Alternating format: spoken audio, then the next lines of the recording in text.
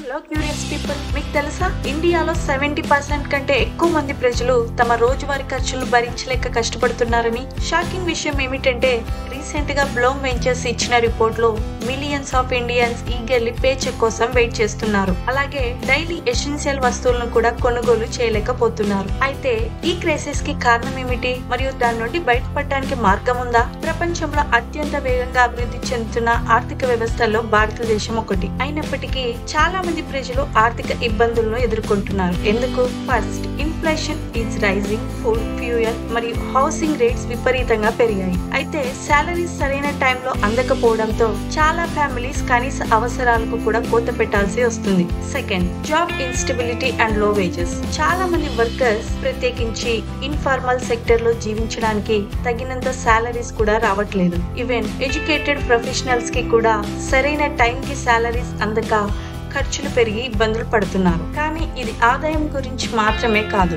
ఇది wealth distribution గురించి. Richest 10% Indians దాదాపు 80% దేశ సంపదను కలిగి ఉన్నారు. అయితే బాటమ్ 50% మంది వద్ద దాదాపు ఏమీ లేదు. ఈ ఇన్ఈక్వాలిటీ ఎవ్రీ ఇయర్ పెరుగుతూనే ఉంది. కాబట్టి పరిష్కారం ఏమిటి? Better job opportunities and fair wages. ప్రజలు మంచి జీవన శైలిని పొందడంలో సహాయపడతాయి. గవర్నమెంట్ పాలసీస్ వెల్త్ ఇన్ఈక్వాలిటీని తగ్గించడం మరియు సోషల్ సెక్యూరిటీని మెరుగుపరచడంపై దృష్టి పెట్టాలి. మరియు ఇండివిజువల్ లెవెల్లో financial literacy and smart investments వల్ల ఫ్యామిలీస్ బెటర్ ఫ్యూచర్ పొందడంలో సహాయపడతాయి. భారతదేశానికి ఇన్క్రెడిబుల్ పొటెన్షియల్ ఉంది. కానీ రియల్ ప్రోగ్రెస్ అంటే ప్రతి భారతీయుడు డిగ్నిఫైడ్ లైఫ్ గడపగలగడం. మీరు ఏ మార్పు రావాలని కోరుకుంటున్నారు? Share your thoughts in the comments. Thanks for watching. Don't forget to like, share and subscribe to my channel.